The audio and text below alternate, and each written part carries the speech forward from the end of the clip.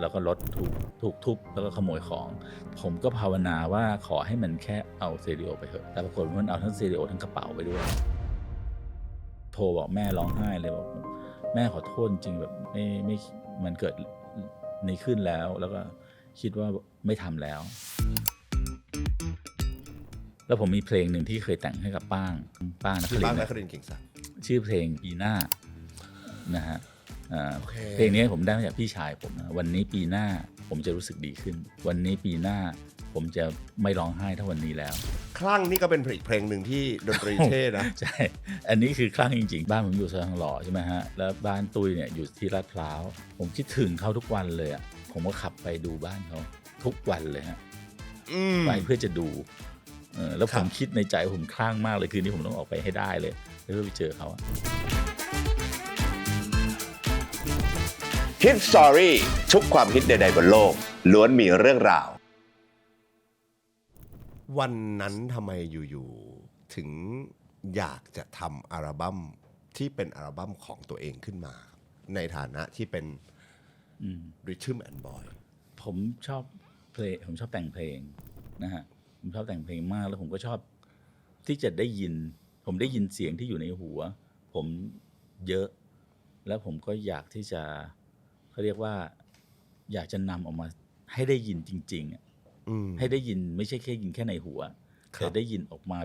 เป็นการได้ยินจริงๆได้ให้หูทุกคนได้ยินโดยเฉพาะหูของผมนะฮะก็เลยทำฮะออกมาเป็นอัลบั้มแรกมันก็มีแค่นั้นมันมีเรื่องราวอยู่แค่นั้นเลยมันมีเรื่องแค่นั้นที่อยากทำเพราะมันในใจเรามันเหมือนเราฝันไว้แล้วว่าเรา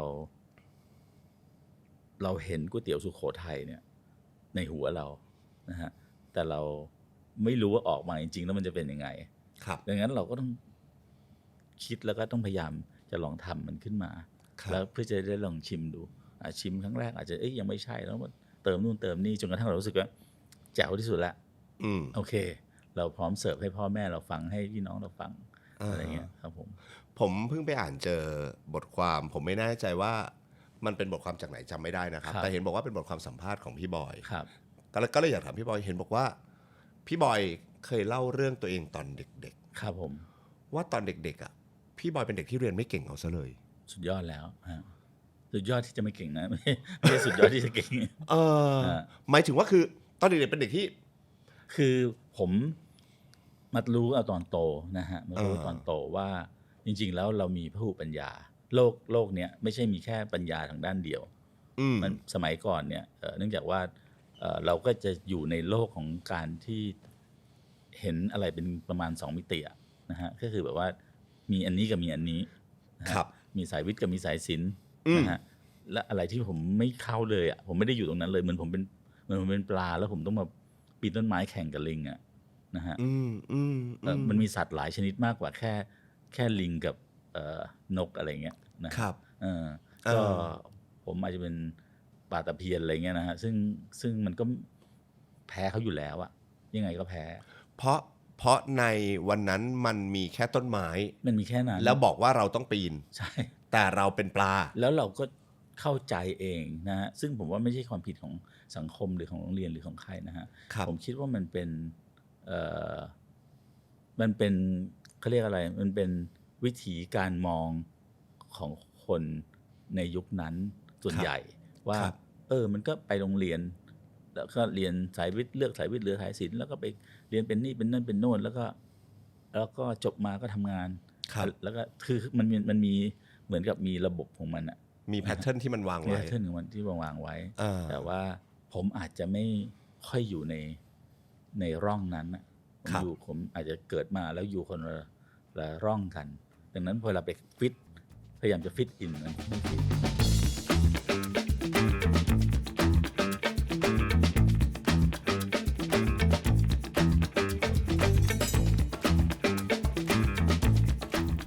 มันเป็นตั้งแต่ตอนพี่บอยเรียนช่วงไหนฮะประถมมัธยมตั้งแต่ประถมเลยฮะคือผมไม่ได้เป็นคนเกเรเลยนะฮะผมเป็นคนที่พยายามจะตั้งใจเรียนแต่มันเรียนไม่รู้เรื่องเคยแบบคุณเอเคยสมมุติว่าคุณเอมีอ่านภาษาจีนออกไหมฮะ บางคำมากๆเลยครับภาษาอาหรับิกออกไหมฮะไม่ออก สมมุติอ่านภาษาอาหรับิกหรือภาษาอาหรัเมกแล้วกันมาตั้งไว้ข้างหน้าเนี่ยผมมองหนังสือเรียนเป็นแบบนั้นนะมันคืออะไร ผมไม่รู้เรื่องผมมองมันอย่างเดียวอะครับแต่ผมอ่านมันไม่ได้อะผมอ่านไม่เข้าใจอะมีคนพ่อช่วยอธิบายนะฮะแม่ช่วยอธิบายหรือว่าคุณครูมาช่วยอธิบายครับมันไม่เข้าใจมันเหมือนเราเป็นปลาที่เราขึ้นมาจะต้องกินแซนด์วิชอย่างเงี้ยไม่มันกินยังไงวะครับกินไม่เป็นแต่ที่บ้านเข้าใจที่บ้านเข้าใจฮะเข้าใจก็ขอบคุณพระเจ้านะฮะที่ครอบครัวผมก็เข้าใจแบบไม่เคยว่าไม่เคยอะไรก็อาจจะส่งเสริมซะด้วยซ้ำนะฮะไม่เป็นไรแล้วตอนนั้นขออนุญาตเป็นวิทยาทานได้ไหมพี่บอยได้ครับที่บ้านเข้าใจด้วยวิธียังไงแล้วเข้าใจอย่างไรครับพี่บอยเพราะว่าเอาจริงๆคือยิ่งยุคนี้ครับพี่บอยครับผมเชื่อว่ามีหลายๆครอบครัวที่วางคือทุกคนหวังดีกับลูกหมดนะผมเชื่อว่าทุกคนรักลูกหมดแน่ๆแต่ว่าแบบเขาก็อยากจะวางแบบบาง1 2 3 4ให้กับลูกอะไรอย่างเงี้ยแล้วพอลูกไม่ได้เขาก็จะมันจะเข็ดอาจจะเครียดเพราะว่าแบบฉันคิดว่านี้มันดีอ่ะถ้าเธอได้มันจะดีสำหรับอนาคตของเธออะไรเงี้ยแล้วครอบครัวของเด็กชายชีวินในวันนั้นเขาจะพูดเสมอนะฮะคุณพ่อคุณแม่ผมเนี่ยจะพูดว่าเอาให้รอดก็พอลูกอะไรก็ได้เอาให้รอดอย่าทำผิดแล้วกันอย่าเป็นคนไม่ดีแล้วกันนะเอาชีวิตให้แค่เอาพอรอดนะฮะจะ50%ก็ยังไม่ว่านะฮะตกลงไปก็ไม่ว่าอีกตกลงไปก็บอกแม่ก็บอกดีแล้วโง่เหมือนแม่ก็แม่เรียนไม่เก่งนะฮะเพราะว่าพ่อผมนี่ซุปเปอร์มหาฉลาดนะฮะแล้วก็พี่ๆน้องๆทุกคนนี่แบบได้ทุนได้อะไรเยอะแยะไปหมดไปเรียนฟรีไปอะไรเงี้ยนะฮะพ่อผมกับพี่ๆน้องๆผมเนี่ยเขาเรียกว่าก็จะมีความสามารถเฉพาะตัวแบบนี้ซึ่งคนที่จะมีความส่วนแม่ผมจะมีความสามารถเฉพาะตัวคือเรียนไม่เก่งแล้วใช้ลอกกันบ้านมั่งอะไรมั่งอย่างเงี้ยนะฮะผมก็มาอยู่ทีมแม่ก็บอกแม่ก็เลยมีเพื่อนแม่มีทีมพูดง่ายไม่งั้นแม่ก็ต้องอยู่คนเดียวก็กลายเป็นผมรู้สึกไม่ได้แย่การที่เราไม่เข้าแบบการที่เราทำไม่ได้ก็ไม่ได้แย่ดังนั้นพี่น้องก็ไม่ได้รู้สึกอะไรพี่น้องก็รู้สึกมันแบบมันคือบ้านเราไม่ได้มาสนใจเรื่องการเรียนมากแล้วตอนนั้นพี่บอยถนัดอะไรครับรู้ตัวไหมครับว่าตัวเองชอบอะไรถนัดอะไรผมชอบอ่านการ์ตูนแล้วผมก็ชอบดูหนังการ์ตูนแล้วผมก็ชอบแต่งเพลงให้การ์ตูนตั้งแต่ตอนนู้นเลยตั้งแต่เด็กๆเพราะว่าผมโอเคผมเรียนภาษาญี่ปุ่นเพื่อที่จะได้อ่านการ์ตูนญี่ปุ่นได้รู้เรื่องก่อนใครสักหน่อยเพราะมันจะมีร้านชื่อสมัยก่อนชื่อไทบุนโดนะฮะเขาจะสั่งหนังสือการ์ตูนญี่ปุ่นเนี่ยมา1 เดือนก่อนที่เมืองไทยจะออกดังนั้นทางเดียวที่ผมจะได้อ่านก่อนผมก็ต้องเรียนให้รู้เรื่องถ้าผมเรียนภาษาญี่ปุ่นได้ผมก็จะอ่านรู้เรื่องแล้วผมก็ได้อ่านก่อนมันมีจุดหมายไงมีจุดหมายใช่แล้วก็ได้ดูภาพสวยดีอะไรเงี้ยก็นั่นเป็นอย่างเดียวที่ไม่ใช่ภาษาไทยแล้วผมนั้นอ่านรู้เรื่องครับมันมีความพยายามมันมีแพชชั่นอยู่ดังนั้นถามว่าผมเก่งอะไรผมน่าจะเก่งเรื่องอ่านการ์ตูนแล้วผมก็เก่งในเรื่องการดูหนังพวกยอดมนุษย์อะไรเงี้ยฮะแล้วผมก็จะชอบศึกษาว่าเขาถ่ายทำกันยังไงอะไรเงี้ยตอนนั้นสมัยก่อนอยากเป็นคนสร้างหนังการ์ตูนมากยังไม่ได้อยากเป็นนักแต่งเพลงด้วยแล้วก็แต่งเพลงให้การ์ตูนเพราะว่าอีกหน่อยจะได้แต่งเพลงให้กับการ์ตูนตัวเองอะไรอย่างเงี้ยแล้วตอนที่พี่บอยตัดสินใจไปเรียนต่อเรื่องดนตรีโดยเฉพาะที่เมืองนอกใช่ก่อนที่จะไปเรียนเรื่องดนตรีเนี่ยผมจะไปเรียนด้านการ์ตูนก่อนที่ญี่ปุ่นแต่เผอิญมีอุบัติเหตุเกิดขึ้นกับคนที่ผมจะไปอยู่ด้วยนะฮะเขาก็มันทำให้เราไม่สามารถไปได้แล้วเราก็เลยต้องเบนเข็มเลยนะฮะเพราะว่ามันถึงเวลาที่ต้องไปเรียนแล้วมันตามคันลองในยุคนั้นมันคือจบอันนี้แล้วมันต้องไปต่ออันนั้นอะไรเพื่อให้ชีวิตมันไม่อยู่นิ่งอ่ะนะฮะพี่สาว ก็อยู่ที่อเมริกาก็ส่งมาให้แม่บอกว่าเนี่ยที่เนี่ยนะเขามีสอนในเรื่องดนตรีบอยน่าจะชอบเพราะผมก็ชอบด้วยเนี่ยช่วงเป็นวัยรุ่นผมชอบ2 อย่างนะฮะชอบทั้งเพลงชอบทั้งการ์ตูนทำอัลบั้มด้วยทำอะไรขึ้นมานะทำอัลบั้มเพลงทำอัลบั้มด้วยฮะทำอัลบั้มมา2 อัลบั้มนะก่อนที่นั้นฮะหมายถึงตอนที่ยังเป็นนักเรียนอยู่เป็นนักเรียนอยู่ใช่ฮะก็ทำอัลบั้มกับเพื่อนๆอะไรเงี้ยแล้วเราได้ปล่อยให้คนได้ฟังไหมปล่อยด้วยฮะปล่อยในขายที่ร้านโดเรมีว้าวใช่ฮะพอดีเพื่อนเป็นลูกเจ้าของหรือหลานเจ้าของเนี่ยครับเขาก็ช่วยไปผลิตแล้วก็ขายให้อะไรเงี้ยยอดขาย2 อัลบั้มนั้นคืออัลบั้มแรกผมว่าอย่างน้อยก็ต้องมีสัก300 หรือ 500นะเจ๋งนะใช่ผมว่าต้องมีเพราะดันส่วนเหตุหลักอันหนึ่งก็อาจจะมาจากครูที่เป็นผู้ครูฝ่ายปกครองเราชื่อเสือจรเนี่ยเขาบังคับให้ทุกคนซื้อเพลงของพวกเราเพราะว่าผมในฐานะผมเป็นรองหัวหน้าห้องหรืออะไรก็ไม่รู้หรืออะไรสักอย่างเนี่ยผมไปทำกิจกรรมเยอะในโรงเรียนใช่ไหมฮะครับแล้วในห้องมีตังค์ เยอะผมก็ไปบอกว่าโอเคขอยืมตังค์ของห้องมาเพื่อจะทำอัลบั้มแล้วเดี๋ยวจะได้เอากำไรมาคืนให้กับห้อง มันมีสปอนเซอร์อะไรแล้วก็แล้วพอทำไปปุ๊บไม่มีใครซื้อเลยเพื่อนจะเอาแต่ฟรีใช่ไหมฮะผมก็เสือจรเพโลโมเนี่ยเขาก็บอกกับนักเรียนทุกคนว่าทุกคนต้องช่วยกันสนับสนุนนะเพราะนี่เป็นกิจกรรมของนักเรียนครับแล้วก็ใครไม่สนับสนุนจะต้องไปล้างซ่วมยอดขายมาจากนี้ยอดขายมาจากนี้ แต่ตอนนั้นพี่บอยเป็นวงกับเพื่อนๆเป็นวงกับเพื่อนๆชื่อวงอะไรยังจำได้ไหมครับชื่อ The Air Crush Billows ครับ The Air Crush Billows ครับผมจริงๆมันเป็นชื่อที่ไม่ควรจะตั้งนะฮะแต่ว่าด้วยวัยขนองอ่ะนะแล้วเอาชื่อพ่อเพื่อนมาใส่มั่งอะไรเงี้ยมันก็ผสมกันแบบตามประสาวัยรุ่นครับแล้วเพลงเหล่านั้นพี่บอยก็เป็นคนแต่งด้วยเหมือนกันผมแต่ง12 เพลงนี่ผมแต่ง11 เพลงโอ้ฮะแล้วก็อีกเพลงหนึ่งเพื่อนแต่งเราจะหาฟังได้ไหมครับยุคนี้ผมยังไม่มีเลยแต่วันก่อนเนี่ยผมไปเห็นใน Facebook อ่ะมีใครก็ไม่รู้เขาโพสต์ปกอันนี้อยู่พร้อมเทปนะฮะผมก็เขียนไปถามว่าขายไหมครับขายผมไม่ขอซื้อThe Air Crush Below ใช่ฮะแล้วใช้ชื่ออัลบั้มว่านี่เลย The Air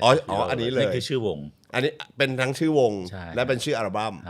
ทำออกมา2 อัลบั้มอีกอัลบั้มหนึ่งเปลี่ยนชื่อวงครับเพราะว่าสมาชิกเปลี่ยนชุดแรกเนี่ยมีสมาชิก8 คนเพราะว่าเราต้องการมีตัวหารนะฮะถ้าเกิดขาดทุนขึ้นมาเนี่ยเฉลี่ยได้ครับใครอยากเป็นนักร้องมาร้องเลยนะฮะเจ๋งด้วยกันนะอะไรเงี้ยนะฮะก็พอชุดที่2เนี่ยก็4 คน8 คนใช่ไหม4 คน4 คนหายไปแล้วนะฮะเขาไม่อยากเป็นนักร้องไม่อยากจะมาเฉลี่ยแล้วนะฮะเราเลยตั้งชื่อวงใหม่เหลืออีก4 คนใช้ชื่อวงว่า Social Work ช่วงนั้นเป็นช่วงพวกอะไรอะLevel 42ดังพวกวง Men at Work อะไรพวกนี้มันชื่อแนวแบบ90อะไรเงี้ยกำลังดังก็เลยตั้งชื่อว่า Social Work ซึ่งอันนี้ก็อันนี้ไม่ได้ขายด้วยซ้ำอันนี้ทำออกมาแล้วก็บินไปเรียนต่อเลยแต่ทำเสร็จแล้วพิมพ์ปกแล้วก็แม่ก็ไปแจกเพื่อนอะไรเงี้ยยังหาฟังได้ไหมอันนี้ก็น่าจะไม่ได้เหมือนกันน่าจะยากไม่ได้เหมือนกัน2 อัลบั้มนี้ฝากหน่อยนะครับคนดูลองค้นหน่อยอยากฟังแล้วหลังจากนั้นอ่ะมีอีกอัลบั้มหนึ่งที่ไม่เคยออกด้วยยังไม่ทันพิมพ์ปกไม่ได้ทำอะไรเลยก็กับ Social Work นี่เหมือนกันก็เปลี่ยนอีกเพราะว่าสมาชิกหายอีกเหลือแค่3อันนี้กลายเป็นทริโอละเป็นทริโอก็เหลือแค่เพราะว่ามันมี2 คนที่มาเรียนต่ออเมริกาแล้วมีกับผมและอีกคนนึงเขาอยู่เมืองไทยแล้วเราเหลือแค่3ก็เลยใช้ชื่ออัลบั้มว่าชื่อวง Next NEXX เป็นชื่อแบบชื่อเท่ในสมัย90นะครับแต่อันเนี้ยไม่ได้ถูกทำออกมาไม่ได้ถูกทำออกมาแต่ผมเจอเทปรีลเพิ่งเจอนะฮะเทปรีลที่มันเป็นquarter inch ครับ สมัยก่อนจะใช้เทปรีล ครับ ในการบันทึกพวกมาสเตอร์ใช่ไหมฮะ อ่า ผมเพิ่งเจอเมื่อไม่กี่วันก่อนที่บ้าน แต่เดี๋ยวต้องไปหาเครื่องมาเพื่อจะได้ลองเอามาดิจิทัลมันลงฮาร์ดดิสก์ บอยป๊อตคอนเสิร์ตพี่บอย เพลงแต่ก่อนทุเรศมาก ทุเรศแบบ ไม่มีวันเปิดให้ใครฟังด้วย แต่คือหลังจากนั้นเสร็จปุ๊บพี่บอยก็บินไปเรียนที่เมืองนอก ใช่ใช่ฮะใช่ next เนี่ยอยู่ที่เมืองนอกแล้ว ออโตเน็กซ์อยู่เมืองนอกแล้ว ใช่ตอนนั้นคือเรียนปีแรกเลยนะ อ่า แล้วก็แบบไฟแรงอยากทำอะไรเงี้ย ครับอ่าฮะพี่บอยไปอยู่อเมริกา ไปอยู่ที่ใช่ครับไปอยู่ที่ LA LA ครับผม เรียนเป็นไฮสคูลใช่ไหมหรือเรียนมหาวิทยาลัย เรียนมันเป็น extension course นะฮะ ครับ ชื่อว่า UCLA extension อืม นะครับผมเรียนอยู่3เรียกว่าอะไร3หลักสูตร ครับ นะครับหลักสูตร1เรียนแบบให้มีความรู้สึกว่าเรามีอะไรเป็นชิ้นเป็นอัน ชื่อว่า music business recording of art and science นะฮะซึ่งหรือว่าเป็นแบบพูดถึงเรื่องศาสตร์และศิลป์ของการทำค่ายเพลงนะฮะอันนี้ก็ดูแบบดูมีทรงอะ ครับ นะฮะแล้วก็อีก2อันเนี่ยคือผมเรียนอะไรอะ electronic music แล้วก็เรียน songwriting โอ้ก็คือเขียนเพลง อันนี้ก็คือสิ่งที่เราชอบอ่ะ ครับ ฮะ ก็คือ พ เท ราะ ค ว่า 3 คอร์สนี้ ใช่เพราะพวกmusic business เนี่ยมันจะเป็นพวกเรียนพวก A&R แบบหาศิลปินทำแล้วก็ดูเรื่องสัญญาอะไรเงี้ย ครับ มันก็ไม่ได้ชอบมากแต่เราก็ทำได้นะเพราะว่า ครับ มันเหมือนกับเราได้เข้ามาในบ่อน้ำปลากระดีปลาเมื่อกี้เป็นปลาอะไรนะปลาตะเพียนเนี่ย เป็นพาราเพียน เข้ามาในบ่อน้ำแล้วนั่นก็ว่ายคล่องแล้ว มันก็กลายเป็นว่าจากตอนเด็กที่อยู่ในระบบที่เราไม่ถนัด ไม่ถนัด พอไปอยู่เมืองนอกไปเจอน้ำแล้ว เจอน้ำแล้ว ไปเลย อันนี้ก็ยาวเลยผมเอแทบจะทุกตัวฮะ ว้าว ฮะ อ่า มีเอลบมั้งอยู่ตัวหนึ่งอะไรเงี้ย นอกนั้น A หมด เอหมดมันกลายเป็นของที่ไม่ต้องใช้ความพยายามอะมันไม่มีความรู้สึกว่าต้องพยายาม มันลุยไปเลยฮะ แล้วก็สนุกกับมันในทุกๆวัน สนุก ด้วย มากด้วยฮะ กี่ปีครับพี่บอยที่ตอนนั้นไปเรียน 5 ปี 5 ปี ฮะ แล้วก็กลับมา ครับผม ผมมาถึงอัลบั้มตำนานของผมด้วยนะครับ ครับผม Rhythm and Boy นะค ครั รับ มันมาตอนไหนมันจุดเริ่มต้นมันเริ่มยังไงครับพี่บอย มันก็มาตอนเนี่ยเขาก็จะมีอัลบั้มแต่ละคนอย่างคุณสุกี้เขามีอัลบั้มที่เขาทำ ครับ แล้วเขากำลังโปรดิวซ์ให้Modern Dogอยู่ ครับ นะครับแล้วก็คุณสมเกียรติก็ทำอัลบั้มซีมิกของตัวเองแบบประสบความสำเร็จมากเลย ครับ ผมทำเพลงมาเองมาตั้งนานมาก่อนที่จะมากลับมาเมืองไทย ครับ นะฮะทำเพลงมาแล้วก็อย่างที่เล่าอ่ะทำเพลงมาตั้งแต่สมัยเป็นนักเรียนไฮสคูลเนี้ย ครับ นะฮะแต่ไอ้เซตใหม่ที่ผมทำเนี่ยผมก็รู้สึกว่ามันดีกว่าก่อนอะไรเงี้ยก็ทำขึ้นมาพอทำขึ้นมาปุ๊บก็ให้เพื่อนๆฟังให้คุณสมเกียรติให้คุณสุกี้ให้พี่เอื้องฟังแล้วเขาก็คุณสมเกียรติที่เป็นเหมือนกับเขาเรียกว่าเขาเป็นหัวใจของพวกเราอะนะฮะเป็นอาจารย์ของพวกเรานะฮะก็จะบอกเนี่ยดีเขาเรียกผมว่าชีวินไปทางเนี้ยดี ครับ นะชีวินคือชื่อจริงของผม ครับ ชีวินไปทางเนี้ยดี แล้วก็คีปไว้นะแบบรักบวกเขาจะให้แนวทางผม ครับ ดังนั้นผมก็จะดำเนินตามสิ่งที่อาจารย์ผมสอนนะฮะมาตลอดว่าดังนั้นเขาคือคนแรกที่แบบพอทำเพลงเสร็จปุ๊บผมต้องรีบส่งให้เขาฟังโอเคไหมครับ ถ้าเขาน้ำตาไหลหรือถ้าเขาชอบแปลว่าผมผ่าน ครับ อะไรแบบเนี้ยฮะ อันนั้นที่เหมือนบอยเนี่ยก็จะถูกผ่านการ approve โดยตัวของคุณ พี่สมเกียรติ คุณสมเกียรติเขา แสดงว่าทุกเพลงในตอนนั้นที่พี่บอยแต่งขึ้นมา คนแรกที่จะได้ฟังคือ ครับ พี่สมเกียรติ ใช่จริงๆทุกเพลงยันปิดเลยฮะยันเลิกเลยอะทุกเพลงผมก็จะส่งให้เขาก่อนเพราะว่าเหมือนกับต้องให้อาจารย์เซ็นก่อนอะถ้าอาจารย์โอเคผมก็โอเคเพราะผมก็สุดฝีมือผมแล้วอะมากกว่านี้ถ้าอาจารย์บอกให้แก้อะไรผมได้ไปแก้ ฮะ เพลงแรกในอัลบั้มนี้ที่พี่บอยแต่งขึ้นมาคือเพลงอะไร เพลงแรก คือเพลงจะเก็บเธออยู่ในใจเสมอ ครับ ครับ มันมายังไงผมอันนี้ผมอยากฟังขอฟังที่มาได้ไหมครับคือโทษทีคือลมหายใจ แล้วก็ค่อยเป็นจะเก็บเธออยู่ในใจเสมอ ลมหายใจมาก่อน ใช่ใช่ฮะ อ่า คือลมหายใจเนี่ยผมแต่งเพื่อว่าจะจีบเพื่อนของผม ครับ คือภรรยาผมปัจจุบันนะฮะ อ่า และตลอดไปนะฮะ ครับ ครับ คือตอนนั้นผมเป็นเพื่อนที่ยังไม่ค่อยสนิทกับเขานะฮะ ครับ ผมก็แต่งเพลงลมหายใจขึ้นมาแล้วก็ขอให้เขามาช่วยแบบพิมพ์เนื้อเพลงอะไรเงี้ยคือตอนพอดีช่วงนั้นเขาเพิ่งลาออกจากงานใช่ไหมฮะแล้วผมก็เพิ่งจะทำบริษัทเบเกอร์มิวสิกอะไรเงี้ยผมก็ขอช่วยพิมพ์ให้หน่อยเลยเนื่องจากว่าเขาเป็นคนนิสัยดีดังนั้นเวลาขอให้ช่วยเนี่ยเขาก็มักที่จะมาช่วยเพื่อนเสมอ ก็พิมพ์ระหว่างพิมพ์เนื้อไปผมก็เหมือนกับผมบอกชอบเข้าไประหว่างทางอ่ะแต่เขาไม่รู้ตัวหรอกนะฮะ โอ้ my god เป็นวิธีจีบ วิธีไม่ได้เรียกว่าจีบหรอกฮะวิธีผมได้ระบายความรู้สึกผมให้กับเขาฟัง แต่ว่าผมรู้ว่าเขาไม่รู้เรื่องหรอก เพราะว่าเขาไม่ได้คิดกับผมแบบนั้นนะ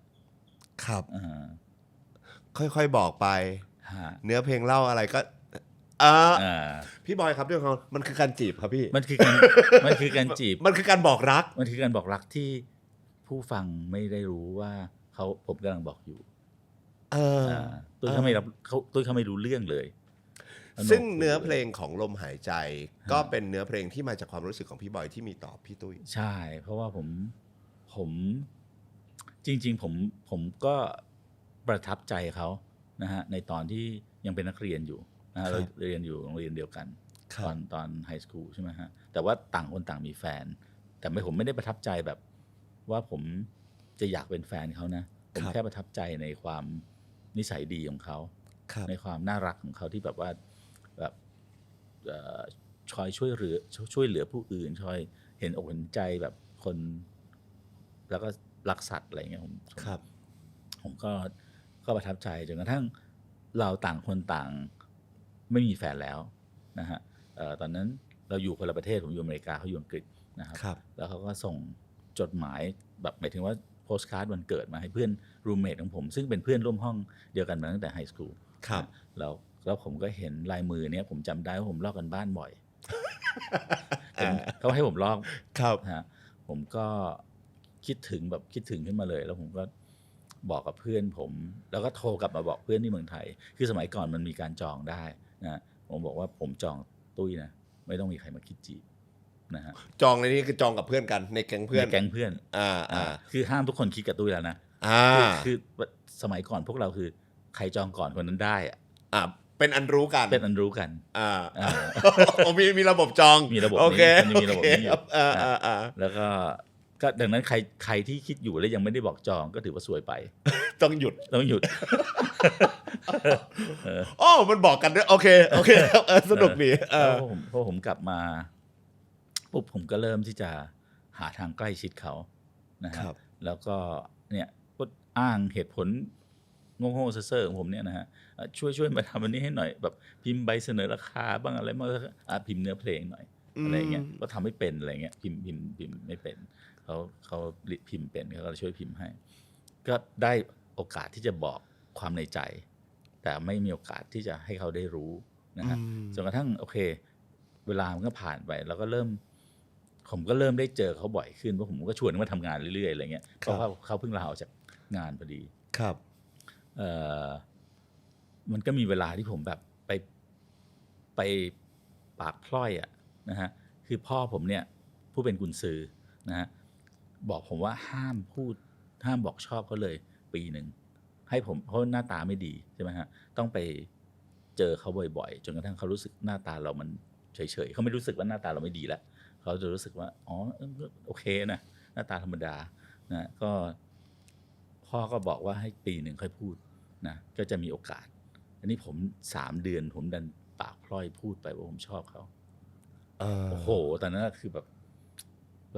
สำหรับผมนะหัวใจตกไปที่ตะตุ่มเลยเพราะว่าขอโทษนะฮะจากที่นั่งอยู่อย่างเงี้ยนะฮะเขานั่งอย่างนี้อยู่นะเขาอย่างนี้เลยฮะยกขาขึ้นมากอดอย่างเงี้ยตอนที่พี่บอยสารภาพรักผมบอกชอบฉันชอบเธออะไรเงี้ยนะฮะครับก็ อาการนี้คือกำลังบอกอะไรฮะ อาการนี้คือปกป้องตัวเองมาก อ๋ออ๋อแสดงว่าพอบอกไปตอนนั้นพี่ตุ้ยอาจจะ ไม่ก็คือเงียบเลยแล้วก็ไม่คุยกับผม ไม่คุยกับผมไปเดือนหนึ่งอะโทรเข้ามาไม่รับพ่อบอกว่าตุ้ยเ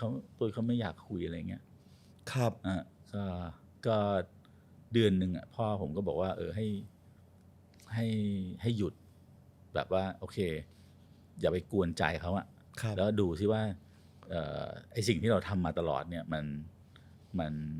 เวิร์กหรือเปล่าเพราะว่าที่ผ่านมา3 เดือนผมก็ทำตามพ่อนะคือทุก2 ทุ่มผมจะโทรไปคุยกับเขา5 นาทีแล้วก็รีบวางก่อนเพราะว่าผมจะไม่ค่อยมีเรื่องพูดใช่ไหมฮะพูดไม่เก่งก็ทำอย่างนี้ทุกวันจนกระทั่ง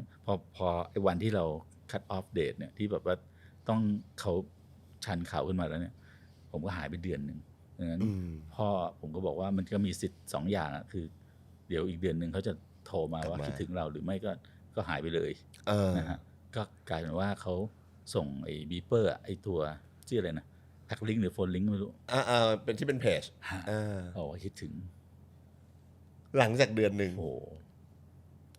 แล้วคนลุกอะพี่บอยแล้วระหว่างเดือนนั้นผมแต่งเพลงจะเก็บที่อยู่ในใจเสมอเพราะว่าฉันไม่รู้ว่าเธอแบบไม่รู้ว่าเธอไม่ว่าเธอจะเลือกยังไงอ่ะฉันจะอยู่ข้างเธอเสมออะไรเงี้ยแล้วผมก็เลยเอาหลังจากนั้นผมก็เลยเอาพอเขาคิดถึงอ่ะบอกว่าคิดถึงผมก็เลยกล้าที่จะทำเพลงนี้ขึ้นมาหมายถึงแต่งอัดเสียงขึ้นมาแล้วก็ให้ป๊อตมาช่วยคุณป๊อตมาช่วยร้องกับผมนะครับแล้วก็เอาเทปนี้ไปส่งไว้ที่หน้าบ้านให้เขาได้ฟังก็ได้บอกว่าผมที่ผ่านมาทั้งเดือนผมคิดถึงเขาเหมือนกันอุ้ยคนลุก คนลุกก็หลังจากนั้นก็เลยได้เป็นแฟนกันโหแสดงว่า Rhythm and Boy มันเต็มไปด้วยเรื่องราวของพี่บอยกับพี่ตุ้ยเต็มไปหมดเลยอ่ะโอ้โหก็เพลงรักทั้งหมดส่วนใหญ่นะฮะถ้าไม่ใช่เป็นเพลงที่แบบไปอกหักหรืออะไรเงี้ยนะครับผมแต่งเขาอยู่ในนั้นหมดเลยอ่ะในโมเมนต์ต่างๆใช่เขาอยู่ในเพลงเหล่านั้นอ่ะโอ้เพลงแรกคือลมหายใจครับแล้วก็ตามมาด้วยจะเก็บเธออยู่ในใจเสมอใช่จะเก็บเธออยู่ในใจเสมอโรแมนติกจังเลยอะครับแล้วผมจะบอกว่าหลายๆคนเวลาตอนสมัยเด็กๆอะถ้าเกิดใครอายุประมาณผมก็40กว่าอะไรอย่างเงี้ยตอนเด็กๆอะเวลาเราหัดเล่นกีตาร์คุณน่าจะหัดเล่นเพลงของพี่เสือธนพลหัดเล่นกีตาร์ของหินเหล็กไฟหรือใดๆอะไรอย่างเงี้ยเพลงแรกที่ผมหัดเล่นกีตาร์คือจะเก็บเธออยู่ในใจเสมอใช่ครับคอร์ดมันง่ายพี่บอยคอร์ดมันง่ายมากและนี่คือเสียงมันดีดอยู่2-3 คอร์ดถ้าผมจำไม่ผิดอะไรเยอะไม่เยอะใช่ครับแล้วผมชอบจังหวะเป็นมีคือผมก็ตั้งใจว่าอยากจะให้มันมีเพลงหนึ่งที่ผมร้องนะฮะเพื่อที่จะได้สมกับเป็นอัลบั้มแล้วหน่อยไม่งั้นจะทุเรศไปหน่อยว่าไม่ทำอะไรเลยซึ่งในอัลบั้ม Rhythm and Boy เนี่ยเพลงเนี้ยจะเก็บเธออยู่ในใจเสมอเป็นเพลงเดียวป่ะฮะเพลงเดียวที่ผมร้องแต่ร้องยังไงก็มีพี่ป๊อตคลอด้วยเพราะว่าผมร้องแล้วมันไม่เพราะนะฮะก็เอาคุณป๊อตเนี่ยมาเขาเรียกว่ามาคลอเคลียร์เพื่อให้มาสมานรอยแผลต่างๆที่ผมร้องแล้วมันไม่เพราะเพราะเสียงเขาเพราะไงฮะดังนั้นเหมือนกับเราเดินไปกับคนหล่อนะฮะมันก็จะเราก็จะถูกมองไปด้วยบางทีเขาก็ฉลับมามองเราด้วย อะไรลักษณะนั้นแสดงว่าเพลงนี้ก็จะมีพี่บอยกับพี่ป๊อตคลอกันไปใช่ตลอดทั้งเพลงซึ่งก็ถือว่าเป็นเพลงแรกและเป็นเพลงเดียวที่ร้องที่ผมและป๊อตร้องด้วยกันตั้งแต่ต้นจนจบอะไรเงี้ยฮะแล้วเวอร์ชันที่อัดใส่เทปคัสเซ็ตด้วยพี่ป๊อตก็ช่วยร้องใช่ฮะทำไมพี่บอยไม่คนเดียวอะครับก็อุตส่าห์ได้แบบบอกความรู้สึกมันไม่ดีฮะ เดี๋ยวความรู้สึกนี้มันจะดูไม่ดีมันมาจากจิตใจที่จริงใจแต่ว่าฟังแล้วไม่เพราะแสดงว่าเพลงเนี้ยผมใช้คำว่ามันคือเพลงคลี่คลายผมใช้คำนี้ได้ไหมถ้ามันเป็นหนังได้เพลงนี้มันคือเพลงคลี่คลายเรื่องราวทั้งหมดเพื่อนำไปสู่เรื่องราวของความแฮปปี้เอนดิ้งแล้วก็ปล่อยผมใส่เพลงนี้เป็นเรียกว่าเป็นเพลงสุดท้ายของอัลบั้มเลยครับเพราะก็ถือว่าเป็นเพลงที่ฟังง่ายๆแล้วก็จบแบบสบายใจอ่ะจบหนังเรื่องเวลาผมทำอัลบั้มอ่ะผมจะมองมันเป็นหนังนะ ผมจะค่อนข้างมองมันเป็นหนัง หมายถึงทั้งอัลบั้ม ทั้ง ใช่ อั ไหม ลบั้มฟังต่อเนื่องกันอะไรเงี้ย แล้วเพลงอื่นๆล่ะครับหมายถึงว่าแต่ละเพลงในอัลบั้มเนี้ยตอนนั้นคือพี่บอยก็ค่อยๆทยอยแต่ง ทยอยแต่งใช่ฮะเพลง ดอ เจ้าก หญิง ไม้ ก็แต่งขึ้นมาให้เขานี่แหละก็คือเราชอบเพลงแบบยุคนั้นเขาจะเรียกว่าเพลงR&B ใช่ไหมฮะเราก็ชอบเพลงแบบนั้นเราชอบเพลงแบบ Boyz II Men ชอบแบบอะไรพวกเนี้ยนะฮะก็แต่งขึ้นมาแบบที่เราคิดอะเราก็อยากจะให้มันเป็นอีกอันนึงเพลงรักคุณเข้าแล้วนะฮะหลายๆท่านอาจจะเข้าใจว่าผมแต่งนะฮะมีคนรุ่นใหม่อาจจะไม่ทราบมาก่อนว่าจริงๆออริจินัลเนี่ยคืออาจารย์สมานกาญจนพลินแล้วก็อาจารย์สุนทรียานวิงการนะฮะผมไม่ได้มีคุณสมเกียรติอีกแล้วนะฮะเป็นคนบอกผมให้เลือกเพลงนี้ทีแรกผมจะเลือกอีกเพลงหนึ่งเพราะว่าเขาบอกว่าผมน่าจะทำเพราะว่าแนวเพลงR&Bเนี่ยมันยังไม่ได้ถูกนำมาทำในเพลงไทยมากนะฮะในตอนนั้นก็เพื่อจะทำให้คนเข้าใจมันได้ง่ายๆน่าจะเลือกเพลงที่คนรู้จักอยู่แล้วมาทำให้เป็นแนวทางนี้นะฮะก็ผมก็ไปเลือกเพลงหนึ่งแต่คุณสมเกียรติบอกว่าเอาอันนี้ดีกว่าเหมาะกว่าผมก็เอาอันนี้เลยนะฮะรักคุณเข้าแล้วแล้วก็เลยเราก็แต่งท่อนเพิ่มขึ้นมาเพื่อจะได้เราก็ได้มีส่วนด้วยไม่งั้นเราไม่มีส่วนมีความเป็นเราใส่เข้าไปในนั้นด้วยก็ไปขออาจารย์ทั้งสองท่านก็ให้แบบน่ารักมากๆนะท่านก็แบบปรมาจารย์แล้วอะแต่ก็ยังให้โอกาสเราทำแล้วก็เราทำมาเป็นดนตรีที่ไม่ได้แบบตามปกติที่ธรรมเนียมของเพลงไทยด้วยที่ในตอนนั้นมีนะครับซึ่งจะดูเป็นว่าท่านอาจจะดูว่าเฮ้ยมันไม่เคารพต้นฉบับก็ได้นะแต่ท่านก็ฟังแล้วท่านก็บอกดีนะทำให้มันแปลกๆไปคือท่านก็ให้กำลังใจพวกเราว่าโหเราก็เหมือนกับปรมาจารย์มาบอกอย่างเงี้ยบอกอนุญาตให้ทำนะฮะก็เลยลุยเต็มที่คืออัลบั้มเนี้ยผมขออนุญาตนะอันนี้แบบต้องบอกว่าผมซื้อตั้งแต่ตอนม.ปลายครับผมตอนนั้นน่ะ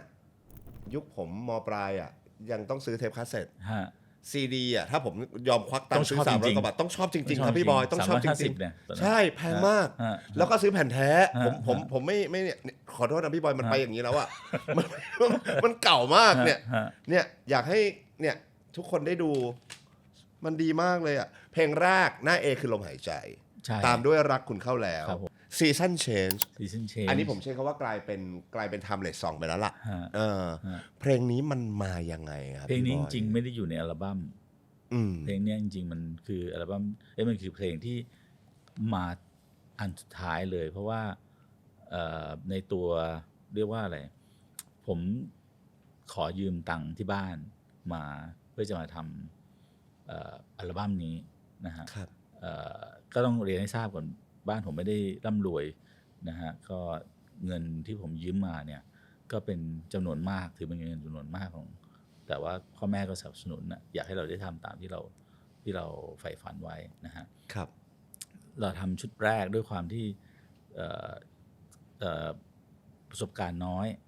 พอประสบการณ์น้อยเนี่ยเราก็พยายามประหยัดด้วยนะฮะตอนนั้นอัดเทปเป็นเทปรีลนะฮะแล้วก็พยายามในเทป1ม้วนเนี่ยมันปกติก็ใส่ถึง3เพลงแล้วใส่5เพลง6เพลงอะไรเงี้ยนะฮะอัดเข้าไปนะฮะดังนั้นแล้วก็เวลาที่เขาก่อนที่จะอัดเสียงเนี่ยมันจะต้องมีการตั้งอะไลน์หัวเทปนะฮะเพื่อให้มันแบบให้มันทำงานได้ดีแล้วก็ด้วยเหตุผลบางประการผมคือผมก็ประหยัดไม่ไปจ้างคนมาทำผมควรที่จะจ้างโปรเฟชชั่นอลมาทำเพราะผมแค่เรียนมาครั้ง2 ครั้งแล้วผมทำเลยอะไรเงี้ยก็เครื่องมันกินเทปแล้วเราก็ตกใจทำไงแบบจนมันเละหมดนะฮะก็แล้วเรามีคัปปี้เดียวเพราะว่าประหยัดเพราะเทปมันแพงใช่ไหมฮะสมัยก่อนเทปมันแพงก็กลายเป็นว่าไอ้เงินก้อนแรกที่ได้ขอยืมทางบ้านมาเนี่ยพ่อแม่มาเนี่ยก็หายไปนะฮะแต่ก็คำพูดของพ่อผมซึ่งพูดก่อนที่จะมาท อัลบั้มชุดนี้ที่อเมริกาเนี่ยก็บอกว่าถ้าเราจะเจออุปสรรคนะให้รู้เลยว่าสิ่งที่ดีๆมันกำลังจะตามมาอุปสรรคยิ่งมากสิ่งดีมากก็จะตามมาดังนั้นก็อย่าเพิ่งไปท้อถอยเหมือนพ่อรู้เลยว่ามันจะต้องเจออะไรหนักผมก็เลยคิดว่าไม่เป็นไรแล้วโทรมาบอกพ่อว่าเกิดอย่างเงี้ยพ่ออาจจะต้องขออีกสักเท่าเดิมนะแบบเดิมก้อนหนึ่งใช่เดี๋ยวมาทำนะพ่อก็ให้นะฮะพ่อแม่ก็ผมต้องถือว่าพ่อแม่ผมใจกว้างมากๆนะฮะก็ต้องลำบากแหละที่จะแบบต้องไม่เจียดเงินก้อนนี้มาเลยพอทำไปคราวนี้ผมก็ทำเป็นหลายๆ copy แล้วคราวนี้เราไม่ได้ใช้เทปรีวแล้วเพราะมันเป็นยุคของ ADAT กับยุคของ Tascam DA88 นะฮะก็คือเป็นสมัยก่อนมันจะเป็นเทปเหมือนเทป VHS อย่างเงี้ยนะฮะที่สามารถอัดได้ทีละ8 แทร็กแล้วก็เอาเครื่องมาเรียงกัน4เครื่องก็นะ4ได้32 แทร็กได้หรือจะงอกไปกี่เครื่องก็ได้นะฮะเราก็แต่ของเราใช้เขาเรียกว่า format DA88 ซึ่งเป็นเทปขนาดเล็กผมก็ทำอันนั้นอะเอาไว้5 copy คราวนี้รู้สึกตัวเองฉลาดมากเลยนะฉลาดรอบคอบฉลาดแบบไม่มีทิฏฐินะมันมีบทเรียนมาแล้วนี่ครับมีบทเรียนมาแล้วแล้วก็มันถูกลงด้วยเทปมันถูกลงเพราะไม่ได้ใช้เทปรีวแล้วนะฮะเราก็ทำมาเป็น5 copy เนี่ยก็เตรียมตัวเลยวันรุ่งขึ้นเราเตรียมจะไปเมืองบ้านเพื่อนที่เมืองต่างๆนะฮะเราจะไปฝากเขาเอาไว้เผื่อว่าที่นี่มันแผ่นดินไหวเผื่อว่าที่นี่มันภูเขาไฟระเบิดอะไรเงี้ยนะคิดแบบคือคราวนี้คือรอบคอบคิดแบบรอบคอบมากซึ่งรอบคอบเกินไปรอบคอบแบบเอาสิโลกจะแตกเพลงก็ไม่หายละคราวนี้ใช่ก็กลับไปด้วยความหลิงโลแต่ว่าวันนั้นดันอาหารเป็นพิษนะฮะแล้วผมก็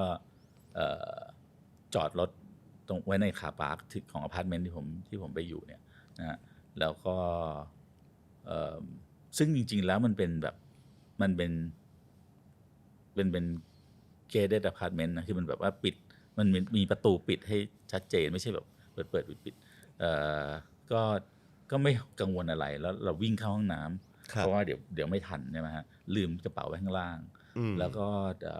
ผมก็อยู่แต่ในห้องน้ำแล้วออกมาห้องนอนอยู่ในห้องน้ำไม่มีโอกาสลงมาข้างล่างเพราะว่าท้องเสียตลอดตื่นขึ้นมาตอนเช้าก็ได้ยินแลนด์ลอร์ดเนี่ยเขามีการประกาศว่าเมื่อคืนนี้อพาร์ตเมนต์ถูกเบรกอินนะครับแล้วก็รถถูกทุบแล้วก็ขโมยของสมัยก่อนสเตอริโอการฟังเพลงวิทยุเทปหรือวิทยุซีดีเนี่ยนะครับมันจะมีที่ดึงออกมาคุณเอจำได้ไหมจำได้ครับกดปุ่มแล้วก็ดึงออกมาเพื่อจะได้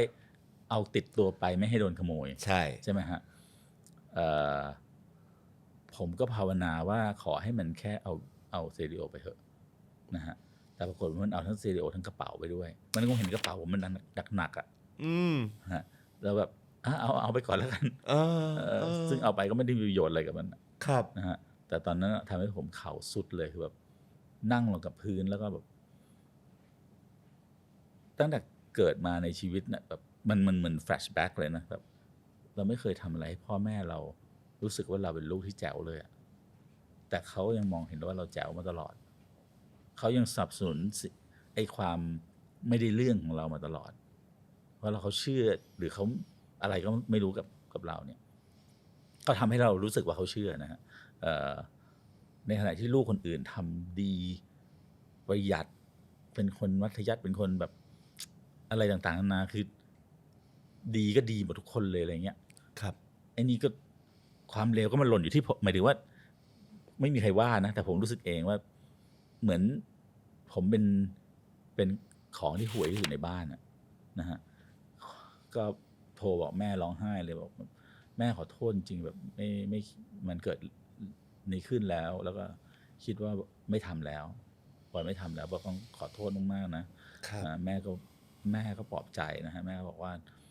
ต้องคิดสิว่ามันคนนี่มันเหมือนฤดูแล้วนี่ฤดูฝนอยู่ฝนมันตกนะฮะแล้วก็บัวต้องอดทนให้ได้จนถึงฝนมันหยุดตกยังไงฝนมันต้องหยุดตกอยู่แล้วนะฤดูฝนมันต้องหมดนะแล้วฟ้าหลังฝนสวยงามเสมอค ำพูดของแม่ ผมก็รู้สึกแบบใจแบบกลับมาอีกทีหนึ่งแม่บอกให้ทำต่อนะเดี๋ยวแม่จะหาเงินมาให้ยืมแม่จะหาเงินมาให้เราไปทำนะฮะใจเราก็รู้สึกว่าเราจะต้องแต่งเพลงคำพูดนี้ของแม่ให้คนอื่นได้ยินเพราะรู้สึกว่ามันเปลี่ยนเขาเรียกว่าอะไรเปลี่ยนความเสียใจที่สุดของผมให้เป็นมีได้เห็นความหวังนะฮะก็ทำชุดนี้ก็ทำขึ้นมาใหม่ก็ปรากฏว่าจริงๆแต่ละเพลงก็ได้ถูกเขาเรียกว่าอัปเดตเฟิร์มแวร์นะฮะได้ถูกทำให้มันดีขึ้นนะฮะแล้วก็ได้มามีเพลงนี้ด้วยคือถ้าไม่เกิดเหตุการณ์เหล่านั้นทั้งหมดเพลงนี้จะไม่เกิดขึ้นในโลกนี้เพลง Season Change จะไม่เกิดขึ้นเพราะผมไม่ได้แต่งไว้เพื่ออัลบั้มนี้และไม่เคยมีความคิดนี้ในสมองนะฮะก็ต้องขอบคุณพระเจ้าขอบคุณพ่อแม่ที่ยอมที่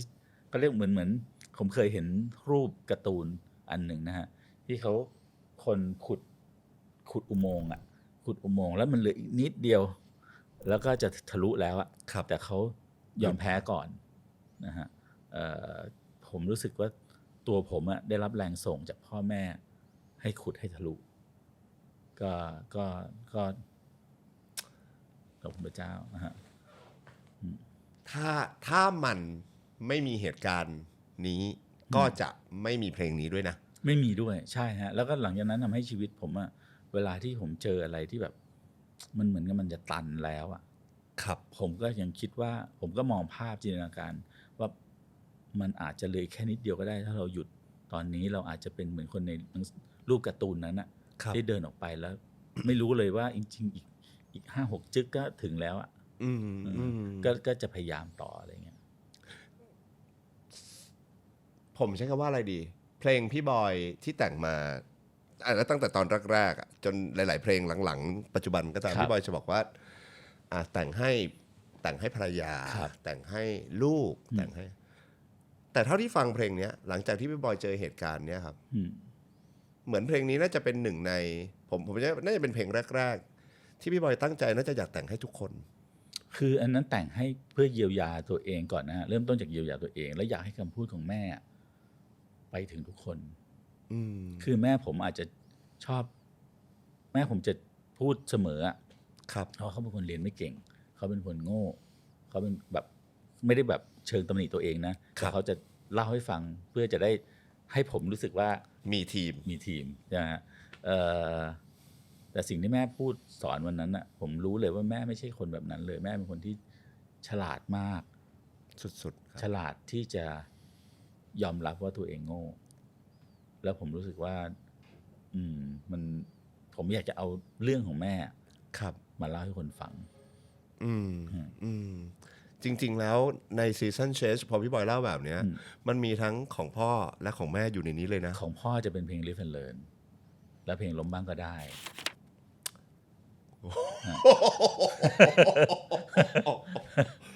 สุดเล่าไปได้เรื่อยๆฮะสุดโหยเอากี่เทปดีบอกผมเลย2 EP นะได้เลยมันเป็นเรื่องที่ผมแบบมนุษย์เราพอเวลาเรามีเพลงประกอบชีวิตเหมือนที่พี่บอยบอกแล้วพอเราได้รู้มันยิ่งแบบจี้ชีวิตเรามากๆเลยครับพี่บอยมันทำให้เราเห็นว่าจริงๆในตอนนั้นสิ่งที่เรากำลังเผชิญอยู่เราคิดว่ามันหนักแล้วแต่มันก็ผ่านมาได้นะแล้วผมมีเพลงหนึ่งที่เคยแต่งให้กับป้างพี่ป้างนครินทร์เก่งศักดิ์เป็นเพื่อนรุ่นเดียวกันนะครับชื่อเพลงปีหน้านะฮะเพลงนี้ผมได้มาจากพี่ชายผมวันนี้ปีหน้าผมจะรู้สึกดีขึ้นวันนี้ปีหน้าผมจะไม่ร้องไห้เท่าวันนี้แล้วโหชอบชอบมากขอบพระคุณพี่บอยที่เล่าให้ฟังขอบพระคุณจริงๆยินดีมากครับเอาจริงๆทุกคนอยากให้ได้ฟังอยากให้ได้ฟังพี่บอยเล่าแบบนี้คลั่งนี่ก็เป็นอีกเพลงหนึ่งที่ดนตรีเท่นะใช่อันนี้คือคลั่งจริงๆอันนี้คือจากบ้านผมอยู่ซอยทองหล่อใช่ไหมฮะแล้วบ้านตุ้ยเนี่ยอยู่ที่ลาดพร้าวนะผมคิดถึงเขาทุกวันเลยแล้วก็แบบว่าแต่พ่อให้โทรวันละ5 นาที อ๋อในช่วงนั้นจะนึกออกไหมฮะมันก็แล้วก็ตอนที่เขาไม่พูดกับผมอ่ะมันโทรไม่ได้อ่ะก็ผมก็ขับไปดูบ้านเขาทุกวันเลยฮะไปเพื่อจะดูแล้วผมคิดในใจผมคลั่งมากเลยคืนนี้ผมต้องออกไปให้ได้เลยเพื่อไปเจอเขาไปเจอบ้านเขาไปฟังเนื้อเพลงนะประโยคนี้เลยนะคืนนี้จะนอนไม่หลับคืนนี้ก็เลยเป็นที่มาของเพลงนี้ใช่ฮะเอาเป็นโมเมนต์นั้นเป็นโมเมนต์ที่ได้โทรแค่วันละ5 นาทีเป็นโมเมนต์ที่ถูกชันเข่าใส่เป็นโมเมนต์ที่ห้ามคุยใช่เป็นโมเมนต์ที่ก่อนจะส่งจะเก็บเธออยู่ในใจเสมอเป็นโมเมนต์ก่อนที่คิดถึงจะมาในเพจเจอร์ใช่ใช่แต่เพลงนี้พี่ป๊อตใช่ไหมไม่ใช่พี่ฮาร์ดพี่ฮาร์ดแต่เพลงนี้เท่ครับดนตรีก็เท่มากใช่ใช่เก็บดาวโรแมนติกมากอันนี้ก็พี่ตุ้ยอันนี้เป็นการแต่งร่วมกันระหว่างผมกับพี่แห้งเป็นเพื่อนพี่สาวผมนะครับและแน่นอนนะครับผมเพลงเหล่านี้ตุ้ยคือตัวละครนำที่อยู่นั้นเสมอผมอยากจะมีเพลงแบบดิสนีย์ที่แบบว่าพันนาแต่ก็ไม่ได้หมายความว่าผมเป็นเจ้าชายนะผมอาจจะเป็นอะไรก็ได้ผู้รับใช้แล้วกันแล้วก็ไม่รู้เรียกว่าอะไรแต่ก็อยากแต่งให้เขาแต่อยากจะแต่งที่อยู่ด้วยกันน่ะที่แบบว่าเรามีเพลงแบบดิสนีย์ด้วยกันอะไรเงี้ยเพราะมากเพลงนี้ก็เป็นอีกหนึ่งเพลงที่เพราะครับเจ้าหญิงอันนี้ก็น่าจะเป็นอีกหนึ่งเพลงเอกที่ timeless มาจนถึงยุคนี้เหมือนกันก็เนี่ยเหมือนกันฮะเจ้าหญิงก็มีอยู่คนเดียวเนี่ยแล้วแต่เพลงนี้พี่ป๊อตชัดเจนใช่ฮะใช่ใช่ฮะผมขอเอาให้จบในนี้ก็จะมีแบบนักดนตรีที่ค่อนข้างจะเดิมๆของผมแทบทุกคนเนี่ยนะฮะมาอยู่ในยุคปัจจุบันซึ่งเป็นเพลงเจ้าหญิงภาค2ก็คือเพลงลอยที่เพิ่งปล่อยเมื่อไม่นานไปใช่แล้วดนตรีเหล่านี้ก็มาอยู่ในนี้ด้วยอ๋อโอเคเจ้าหญิงอ่ะตอนที่ Rhythm and Boy ออกแรกๆอ่ะไม่รู้แต่ตอนนั้นผมวัยรุ่นมากแต่ว่าถ้าคนฟังในคัสเซ็ตเทปอ่ะมันเป็นเพลงที่อยู่ในหน้า B ใช่ใช่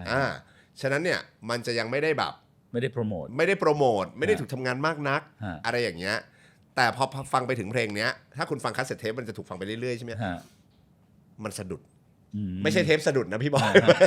มันจะสะดุดแล้วเราจะอยากฟังมันแล้วก็จะกอกลับมาฟังอีกเพลงนี้อีกอ่ะแล้วมันดีมากเลยอะครับสรรเสริญพระเจ้าลมหายใจอันนี้พี่บอยเล่าไปแล้วก็คือเพลงแรกที่แต่งขึ้นมาให้พี่ตุ้ยใช่ครับผมดอกไม้เพลงนี้ก็เท่มากดอกไม้ก็เหมือนตัวเขาหอมไงฮะเดินอยู่ใกล้ๆก็หอมแล้ว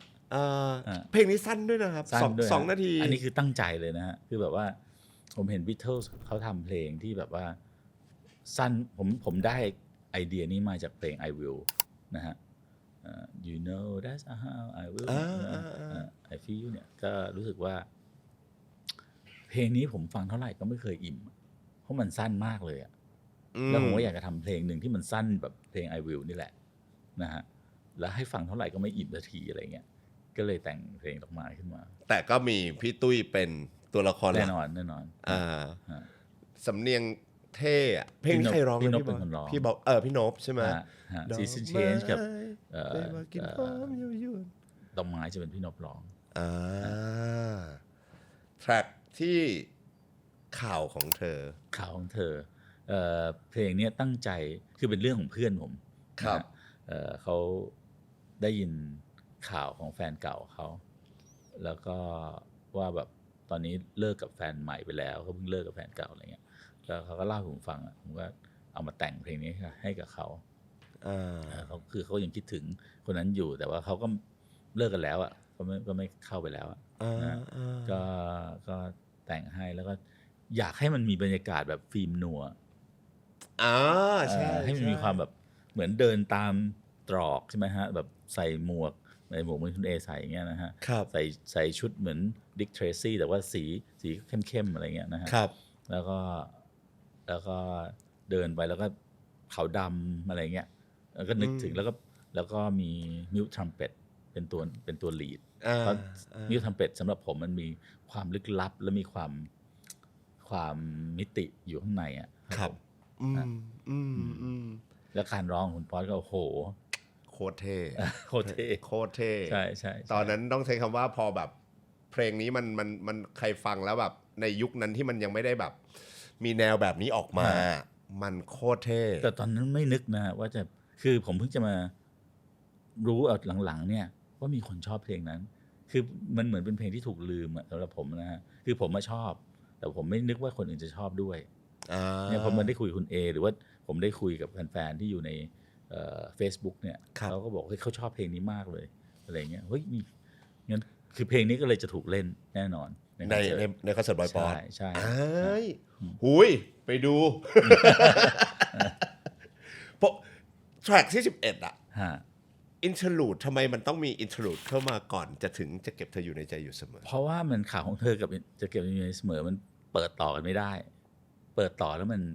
มันมีความสะดุดปรับฟิลไม่ทันฮะผมก็ต้องใส่อินเทอร์ลูดเนี่ยเป็นเหมือนให้กินสมมติเวลาเรากินอาหารเซตใช่ไหมเป็นคอร์สใช่ไหมฮะแล้วบางทีเขาเสิร์ฟพวกเชอร์เบตมาให้เราล้างแพลเลตหน่อยแล้วก็ค่อยกินอันต่อไปอันนี้ผมเอามาใช้แบบนั้นพี่บอยคิดถึงแม้กระทั่งแบบรสชาติที่มันจะเปลี่ยนไปแล้วจะต้องมีการแบบคลีนอะไรบางอย่างก่อนใช่ก็จริงๆทุกเพลงทุกอัลบั้มของเราอะฮะในช่วงเว้นของแต่ละเพลงที่ต่อเพลงเป็นแกปของแต่ละเพลงที่ต่อเพลงเนี่ยนั่นคือถูกดีไซน์แล้วทั้งสิ้นนะฮะคือถูกฟังแล้วฟังอีกมาเป็นแบบหลายพันครั้งเพื่อที่จะได้รู้ว่าโอเคเราห่างกันเท่านี้มิลลิเซคันด์พอนะฮะเท่านี้เสี้ยววินาทีเท่านี้แล้วก็พอจากเพลง1ไปเพลง2พอมันลงตัวแล้วเราถึงจะถอยไปเริ่มไปเพลง3และการฟังไม่ได้ฟังแค่หัวแล้วท้ายๆแล้วก็ไปเราฟังแต่ต้นตลอดเพื่อจะได้รู้ว่าฟังจริงแล้วเป็นยังไงใช่ไหมฮะดังนั้นกว่าจะได้มาซึ่งช่องว่างของแต่ละเพลงเนี่ยใช้เวลาอย่างน้อยๆเนี่ยในทุกๆอัลบั้มเนี่ยประมาณ2 อาทิตย์ต่อเป็นเวลาที่เราจะต้องเดดิเคทให้กับช่องว่างเหล่านั้นเข้าใจแล้วว่าทำไมถึงกลายเป็นอัลบั้มเปลี่ยนวงการเพราะมันถูกคิดแบบนี้แหละ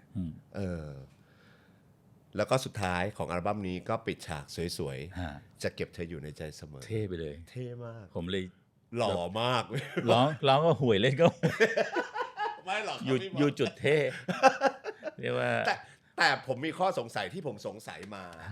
ผมใช้คำว่า30 ปีถ้าใครฟังตอนซื้ออัลบั้มเนี้ยลมหายใจอีเสียงแรกเลยอะที่เราจะได้ยินคัสเซ็ตหรือซีดีก็ตามแทร็กแรกอะมันคือลมหายใจแต่มันเป็นแค่ร้องฟึ่มใช่ฮะแล้วก็หายไปแล้วไปฟังเพลงเต็มอีกทีนู่นเนี่ยหน้าบีเลยนะใช่มีไว้เพื่ออะไรครับคือเพลงสาเหตุที่มีเนี่ยผมคิดคือผมมาลองเรียงดูแล้วฮะเรียงดูแล้วปรากฏว่าถ้าผมเริ่มด้วยแล้วคุณเข้าแล้วเนี่ย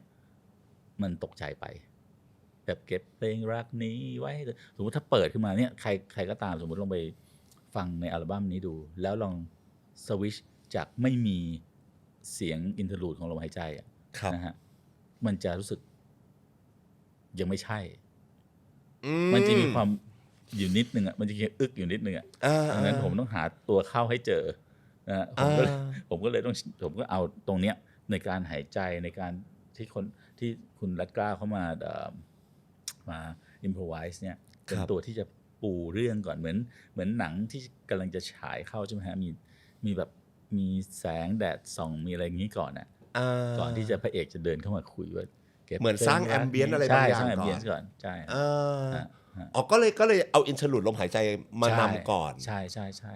เพราะไม่งั้นจะรู้สึกเฮ้ยเร็วไปหน่อยสุดจริงพี่บอยกลับมาถามแบบในมุมทั่วๆไปอันนี้ต้องบอกว่า12 แทร็กขอบพระคุณมากนะครับผมเพิ่งรู้วันนี้ผมเพิ่งได้แบบขอบคุณมากเช่นกันผมมีความสุขมากพี่บอยเดี๋ยวจะขอให้เซ็นอันนี้ได้ไหมได้เลยยินดีครับผมเนี่ยดูดิมันพังหมดแล้วอ่ะ แต่นี่คือปั๊มแรกเลยนะอันนี้เป็นปั๊ม2ฮะจริงเหรอใช่คุณเอมีปั๊ม2ผมรู้ได้ไงเพราะว่าสีของมันจริงเหรอสีของมันถ้าเป็นปั๊มแรกเนี่ยสีมันจะออกเข้มกว่านี้แล้วก็เขียวกว่านี้หน่อยนึง จริงปะ แต่สิ่งที่คุณเอมีเนี่ยคือปั๊ม2ที่อยู่ในแถวๆเดี๋ยวผมขอดูสติ๊กเกอร์หน่อยได้ไหมฮะ แสดงว่าน่าจะผิดแผนเพราะผมมีปั๊มแรกแน่น ข อ อน ดูสติ๊กเกอร์ ผมมีปั๊มแรกแน่นอนผม อันนี้เป็นปั๊มไม่ใช่2แล้วล่ะอันนี้เป็นปั๊ม4ปั๊มอะไรเลยแหละ จริงเหรอ แสดงว่าคุณเอต้องซื้อมาแล้วหลายแผ่นอะ ผมซื้อสะสมหลายแผ่นมากผมซื้อสะสมหลาย ใช่ เพราะว่าปกติผมซื้อซีดีเพลงหรือซีดีหนังยุคก่อนก็ตามครับ ฮะ ผมจะซื้อ2อย่างต่ ฮะ ำ1อันเก็บ ฮะ 1อันฟัง ฮะ แล้วแต่ก่อนผมเป็นดีเจ อ๋อ ผมเปิดแผ่นตาม อ่า คลับ เนี่ย ตาม วิธีสังเกตคือตรงนี้ฮะสติ๊กเกอร์นอกจากสีปกแล้วสติ๊กเกอร์ที่เป็นโฮโลแกรมนั่นน่ะ อ่า เราไม่มีในยุคแรก อ่า เราเป็นสติ๊กเกอร์ฟรอยด์ซึ่งด้วยความเด๋อด่าของพวกเรา ครับ เรานึกว่าฟรอยด์นั่นมันคือโฮโลแกรม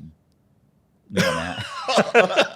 เราก็ไปจ้างโรงงานสติ๊กเกอร์พิมพ์แล้วพิมพ์มันก็แบบพิมพ์ปั๊มนูนขึ้นมาเป็นแบบฟรอยด์อ่ะก็ดูแบบห่วยมากเลยอ่ะ อ๋อแสดงว่าปั๊มแรกจะเป็นฟอยล์ เป็นฟรอยด์ อ่า ปั๊มแรกปั๊ม2เป็นฟรอยด์นะฮะเพราะยังใช้ไม่หมด เนี่ยแหละพอผมไม่ได้ค้นเอง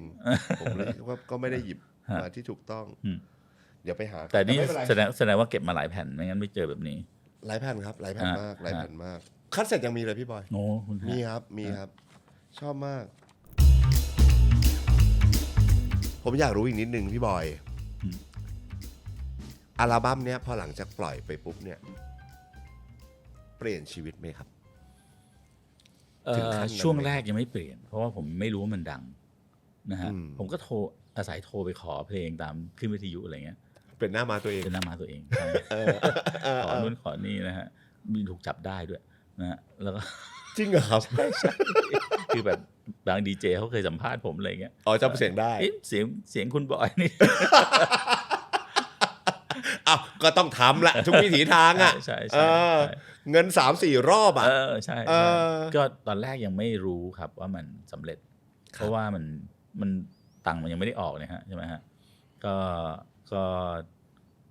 ผมว่าใช้เวลาเป็นปีกว่าผมจะรู้มันดัง อืม เพราะผมไม่รู้สมัยก่อนมันไม่ได้มีอินเทอร์เน็ตไม่ได้มีอะไรที่เราจะมารู้ได้ ตอนทำเบเกอรี่ตอนอัลบั้มนี้เนี่ยเป็นเบเกอรี่มิวสิกเต็มตัวแล้ว เต็มตัวแล้วฮะ เป็นค่ายเพลงแล้ว ใช่ฮะ อ่าฮะรู้ยอดจำหน่ายไหมครับพี่บอย รู้ จำ แต่ไม่ ได้ เคยถามอะหมายถึงว่าผมสุกี้คงรู้พี่เอื้องคงรู้อะไรเงี้ยแต่ ครับ ผมก็ไม่ได้ถามเขาว่ามัน อืม ไม่ได้ถามมันขายดีเปล่าอะไรเงี้ย อ่าฮะแต่รู้ว่าก็สำเร็จ ก็ไม่มีใครพูดถึง เพราะว่ามันมีชุดต่อไปรออยู่ อ่าฮะ มันมีชุดออนรออยู่มันมีชุดพี่พนัทรออยู่อะไรเงี้ย ครับ คือทุกคนก็ทำแบบเสร็จชุดนี้ต่อชุดนั้นเสร็จชุดนี้ต่อชุดนั้นอย่างเงี้ย มันไม่ได้ทันกลับมามองว่าเอ้ยไอชุดนี้มันสำเร็จว่ะแต่รู้แน่ๆเลยตอน Modern Dog กับตอนโจอี้เนี่ยสำเร็จ เพราะเราเห็นคนแบบฮือฮามาก แต่ไอ้ชุดของเราก็ไม่เคยออกไปไหนใช่ไหมฮะ อ่าฮะ เราไม่ได้มีคอนเสิร์ตไม่ได้มีโชว์เราไม่รู้สำเร็จหรือเปล่า แต่ว่าอย่างน้อยๆก็อย่างที่บอกไปแหละว่า Little Man Boy มันก็เป็นอัลบั้มที่ ผมว่าก็เหมือนที่พี่บอยกำลังจะทำคอนเสิร์ตบอยป๊อตนี่แหละ ฮะ มันก็คือเป็นอัลบั้มเป็นเพลงที่ประกอบชีวิต ฮะ เปลี่ยนชีวิต ฮะ อยู่ในช่วงชีวิต ฮะ ของพวกเรามาโดยตลอด ฮะ ใช่ไหมครับ แต่ถ้ามันพอตอนหลังเราก็มารู้ถึงยอดขาย ก็เยอะก็สำเร็จมากนะสำหรับผมแล้วนี่ก็โอ้โหอย่างนี้ ใน เลย Little Man Boy ใช่ไหม ใช่ ครับ ใช่ฮะ อ่า ก็แบบ ถือว่าดังใช้ย่อยอ่ะ แต่คนไม่รู้จักผมนั่นเอง คนนึกว่านบเป็นผม ก็หน้าปกพี่เป็นอย่างเงี้ย ใช่ใช่ แล้วก็แบบเวลาซัมเวย์ซัมฮาวนะคือแบบว่าเวลาเดินไปข้างหน้าเดินไปในสยามเนี่ยนะฮะพอนบเขาเดินไปข้างหน้าใช่ไหมฮะคุณนบเขาเดินไปข้างหน้า แล้วก็ผมเดินอยู่ข้างหลังเนี่ย ก็จะมีสาวๆเนี่ยเขาพูดว่าดูนั่นสิพี่บอยกฤษยพงษ์โอ้โหสบาย ในใจผมสบายเว้ย ซึ่งนั่นคือ หล่อ เขามองเราดีมาก แต่จริงๆคือพี่นพ พี่นพ จริงๆคือพี่นพ ใช่ใช่ แล้วทำไมพี่บอยถึงทำปกนี้ฮะ คือถ้าออกหน้าผมขายไม่ออก ผมคิดว่างั้นนะฮะใครจะซื้อนะฮะ แล้วทำไมถึงจะเลือกเป็นคิวปิดแบบนี้ อันนี้เป็นการดีไซน์ของคุณทอมนะฮะที่เป็นอาร์ตดีเรคเตอร์ของ Bakery Music มาตั้งแต่ต้นเลยเป็นคนออกแบบโลโก้เป็นคนอะไรด้วยนะฮะ อ๋อ เขาเป็นคนดีไซน์ขึ้นมา ก็เลย บอยนี่มาจากคำว่า beginning of young direction เขาตั้งคอนเซปต์ไว้แบบนี้ ว้าวอ๋อมันถึงกลายเป็น BOYD ใช่beginning of young direction ใช่ เท่เลยอ่ะ ฮะ ผมอยากรู้อีกฟีดแบ็กหนึ่งในอัลบั้มเนี้ยครับ ผมเชื่อว่าคนที่เป็นคนผลักดันมากที่สุดของอัลบั้มนี้คุณพ่อคุณแม่ ใช่ฮะ เป็นยังไงบ้างพอแบบมันหนึ่งว่าพอมันสำเร็จอ่ะพี่บอยคุณพ่อคุณ ผม แม่ ก็เอาตังค์มาคืนใช่ไหมฮะแล้วผมซึ่งพ่อแม่ผมก็ดีใจนะคือแบบไม่ใช่ดีใจว่าได้ตังค์คืนแต่ดีใจว่าผมอะได้ทำสำเร็จ แล้วก็ผมพาพ่อแม่ไปที่อเมริกาแบบพาไปในที่ที่ผมชอบไป พาไปกินอาหารที่ผมชอบไปตอนที่ผมเป็นนักเรียนนะฮะแล้วอยู่ใช้เวลานานพอสมควรอะแล้วก็โดยที่เขาไม่ต้องออกตังค์ให้ผมแล้วอะผมเป็นคนออกตังค์เองแล้วก็หลังจากนั้นก็มีคอนเสิร์ตนะฮะที่มาบุญครองแล้วก็มันเป็นคอนเสิร์ตใหญ่อะ2 รอบนะฮะแล้วก็ใหญ่สมัยนั้นนะฮะแล้วก็เป็นภาพที่ไม่เคยลืมเลยก็คือว่าคุณแม่ผมเนี่ยยืนอยู่ตรงผู้ชมอะนะฮะมันเป็นที่นั่งเป็นที่นั่งใช่ไหมฮะแล้วเขาก็ยืนขึ้นมาเขาตะโกนเรียกบอยแบบเขารู้สึกภูมิใจในตัวผม คุณแม่ที่อยู่ทีมเดียวกับเรามาโดยตลอด ใช่ มันตั้งแต่ต้นจนภาพนั้นมันเกิดอ่ะมันผ่านทุกเรื่องราวมาจริงๆนะพี่บอย ผมขนลุกไปด้วยน้ำตาไหลไปด้วย ผมเป็นลูกที่ก็ไม่เอาไหนคนหนึ่งเหมือนกัน ผมอาจจะไม่ได้เข้าใจพี่บอยทั้งหมดแต่ผมน่าจะเข้าใจในบางโมเมนต์อะไรอย่างเงี้ยในวันที่เราสำเร็จแล้วเราทำอะไรให้เขาเห็นได้บ้างอะไรอย่างเงี้ยมันเท่มากเลยอ่ะ นั้นรู้สึกดีมากเลยเพราะไม่คิดว่าชีวิตนี้จะทำอะไรให้พ่อแม่ดีใจได้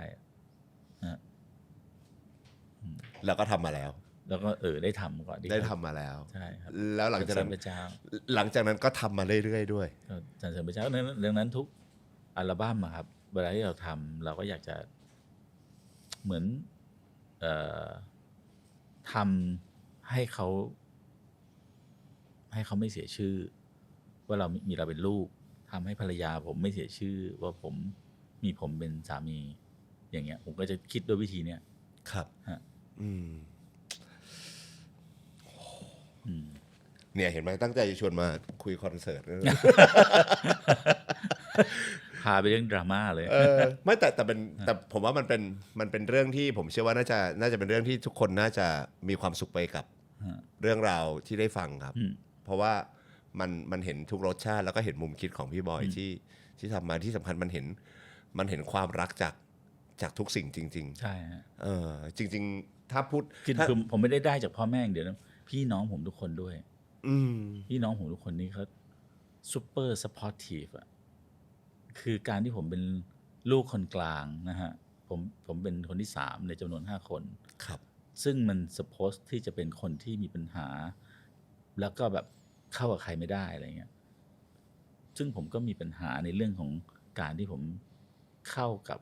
ระบบของโลกไม่ได้แต่ผมไม่ได้มีปัญหาเลยกับการที่จะอยู่ในครอบครัวที่ซัพพอร์ตผมขนาดเนี้ย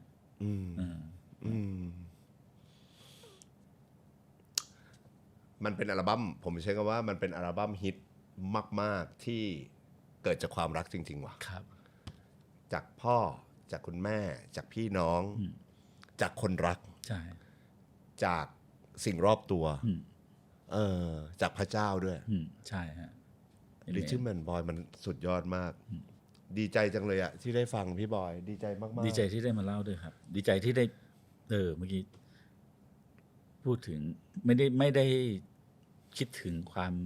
ภูมิใจของแม่มานานแล้วดีจังโอ้ยดี เทปนี้ดีมาก